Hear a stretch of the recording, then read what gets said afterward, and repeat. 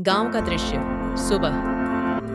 Amanpour गांव की सुबह सूरज की किरणों के साथ शुरू होती थी। उस दिन हवा में खेतों की मिट्टी की सौंधी खुशबू थी और गायों की घंटियों की डालता मधुर और आवाज समय गूंज पर रही पानी थी। भी पिलाता था। गांव के बीचों बीच पुराने पीपल के पेड़ के नीचे विश्वकर्मा चिंतित खड़ा था। वो एक मेहनती बढ़ई था जिसके बनाए लकड़ी के खिलौने और फर्नीचर दूर दूर तक मशहूर थे, लेकिन धन की कमी उसकी जिंदगी पर साए की तरह थी।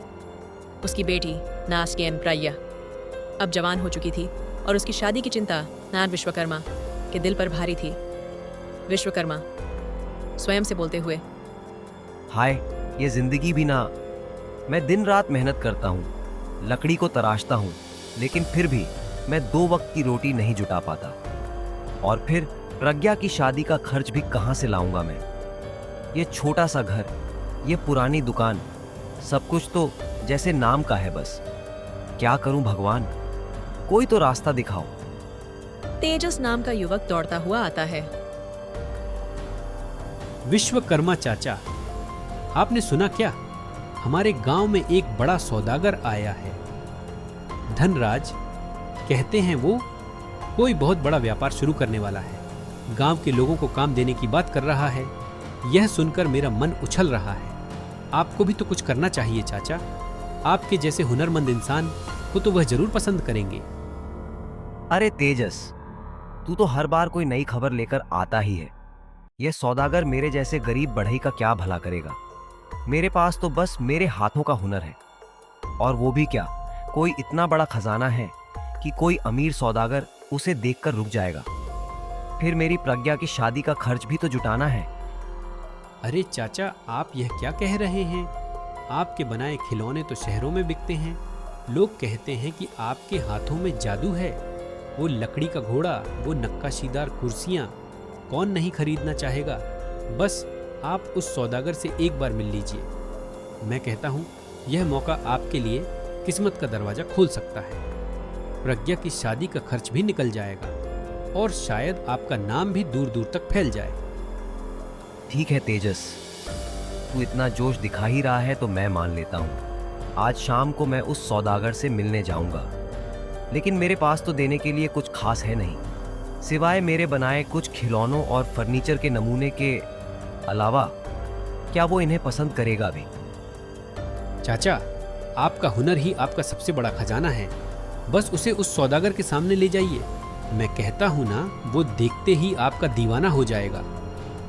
विश्वकर्मा मन ही मन सोचता है और फिर राजी हो जाता है। ठीक है तेजस, तू इतना कह ही रहा है तो मैं आज शाम को अपने कुछ बेहतरीन नमूने लेकर उस धनराज से मिलने चला जाऊंगा। लेकिन मेरे मन में थोड़ा डर भी है ना। अगर उसने मेरा काम को नकार दिया तो फिर भी कोशिश तो करनी ही पड़ेगी। प्रज्ञा के लिए तो मैं कुछ भी कर सकता हूँ। विश्वकर्मा धनराज से मिलता है।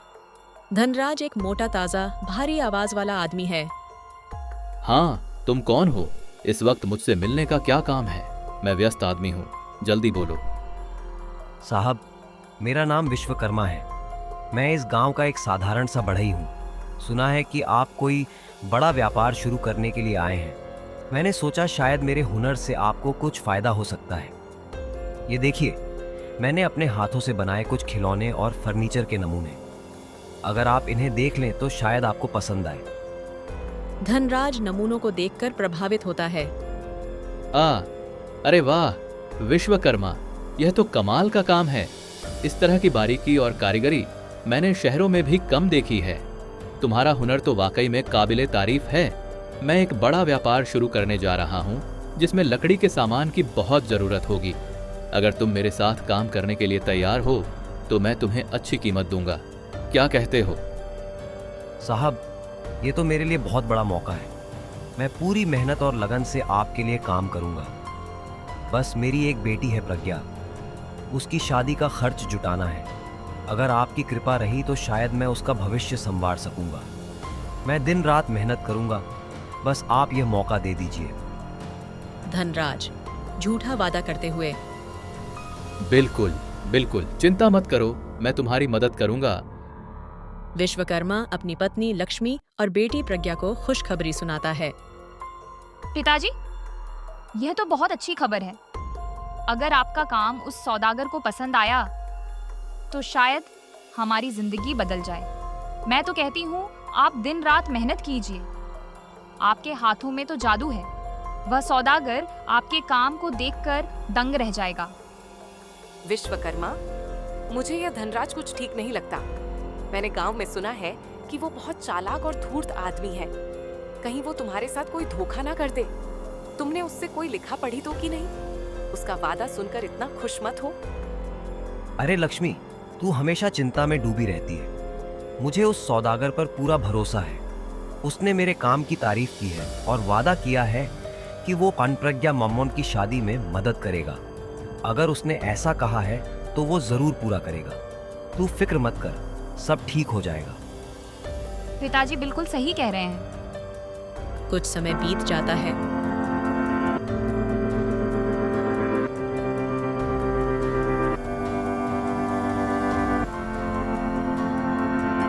राज का व्यवहार बदलने लगता है।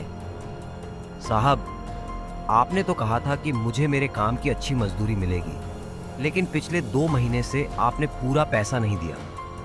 मेरी बेटी की शादी का वादा भी आप भूल गए। मैं दिन रात मेहनत कर रहा हूँ, लेकिन मेरे परिवार का क्या होगा? विश्वकर्मा, तू इतनी जल्दी में क्यों है? व्यापार में उतार चढ़ाव तो आते ही हैं। अभी मेरे पास पैसे थोड़े कम हैं, लेकिन तेरा काम अच्छा है तो मैं तुझे बाद में सारा पैसा दे दूंगा। और तेरी बेटी की शादी, वो तो मैं देख लूंगा। तू बस अपने काम पर ध्यान दे और मेरे भरोसे को बनाए रख। एक दिन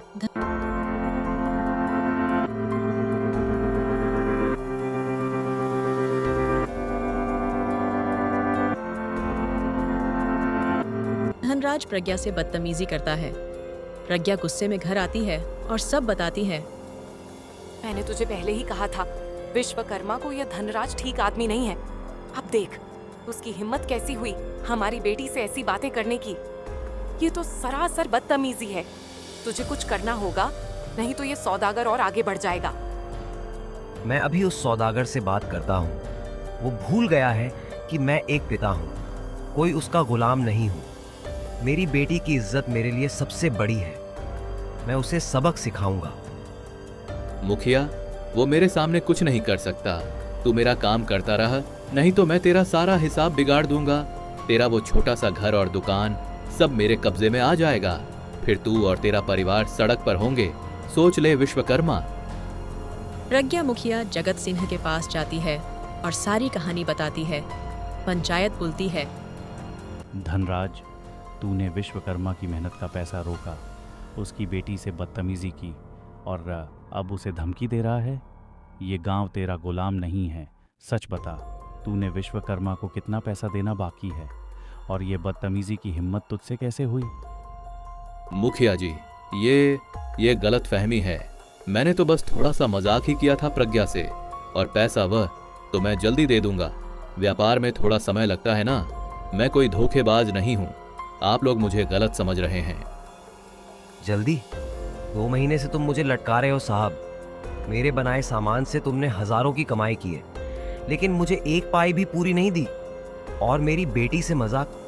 ये मजाक नहीं, बेहूदगी है। मैंने तुम पर भरोसा किया, लेकिन तुमने मेरे परिवार की इज्जत को ठेस पहुंचाई है। पंचायत फैसला सुनाती है।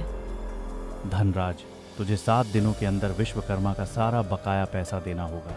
साथ ही तुझे गांव के मंदिर में 100 गरीबों का भोजन भी करवाना होगा, ताकि तू अपने किए की सज़ा भोगे। और हाँ, अगर तूने फिर से प्रज्ञा या किसी और के साथ बदतमीजी की तो तुझे गांव से निकाल दिया जाएगा। ये मेरा आखिरी फैसला है। और सुन, ये गांव अपनी इज्जत और मेहनत को बहुत मानता है। तूने जो किया उसका हिसाब तुझे देना ही होगा। धनराज अपने नौकर बलवंत से आग लगाने की साजिश रचता है, लेकिन प्रज्ञा उनकी बात सुन लेती है। पिताजी, धनराज हमारे घर और दुकान में आग लगवाने की साजिश रच रहा है। मैंने अभी अभी उसकी और बलवंत की बातें सुनी। वो चाहता है कि हमारा सब कुछ जलकर राख हो जाए ताकि हम सड़क पर आ जाएं। हमें जल्दी कुछ करना होगा, नहीं तो हम सब कुछ खो देंगे। पिताजी, मैं डर रही हूँ। नहीं बेटी, हमें हिम्मत से काम लेना होगा। यह आदमी इतना नीचे गिरेगा मुझे नहीं पता था। वो हमारा सब कुछ बर्बाद करना चाहता है। हम अभी मुखिया जी के पास चलते हैं, वो जरूर कोई रास्ता निकालेंगे। प्रज्ञा, तू चिंता मत कर, मैं अपने परिवार को कुछ नहीं होने दूंगा। मुखिया जगत सिंह की मदद से बलवंत को आग लगाने के दौरान पकड़ लिया जाता है। दूसरी पंचायत बैठती है। तूने इस गांव का भरोसा तोड़ा, तूने विश्वकर्मा और उसके परिवार को बर्बाद करने की साजिश रची। तूने न सिर्फ एक मेहनती इंसान की मेहनत का अपमान किया, बल्कि इस गांव की शांति और इज्जत को भी ठेस पहुंचाई है। अब तुझे यहाँ रहने का कोई हक नहीं है। जा और दोबारा इस गांव में कदम ही मत रखना। ये गांव के लोगों का फैसला है। और सुन, अगर तूने फिर से कोई चालबाजी की तो इस बार तुझे कानून के हवाले कर दिया जाएगा। धनराज को गांव से निकाल दिया जाता है। विश्वकर्मा को उसका पैसा मिल जाता है।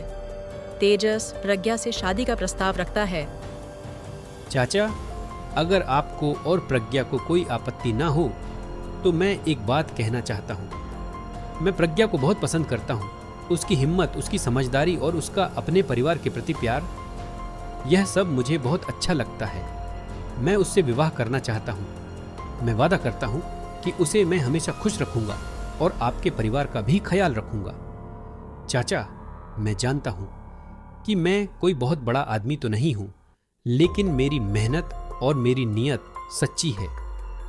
तेजस, तूने हमेशा हमारा साथ दिया। जब धनराज ने हमें परेशान किया, तूने हमारा हौसला बढ़ाया है। तू एक नेक और मेहनती लड़का है। अगर प्रज्ञा को कोई आपत्ति नहीं है तो मुझे क्या दिक्कत होगी। मैं उससे बात करता हूँ। और हाँ, मैं तुझ पर पूरा भरोसा करता हूँ कि तू मेरी बेटी को सुख और सम्मान देगा। शादी होती है।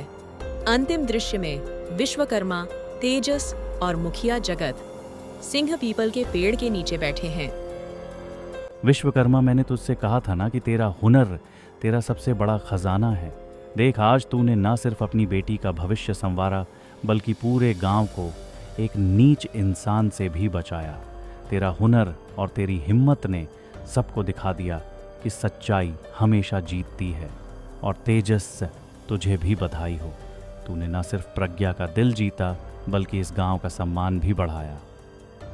हाँ मुखिया जी, मैंने तो सोचा था कि मेरी किस्मत में सिर्फ मेहनत और गरीबी ही लिखी है, लेकिन आज लगता है मेहनत के साथ साथ थोड़ा सूरज भी मेरे हिस्से में आ चुका है। प्रज्ञा की खुशी और इस गांव का सम्मान मेरे लिए सबसे बड़ा खजाना है। और तेजस को देखकर लगता है कि मेरी बेटी का भविष्य अब सुरक्षित हाथों में है।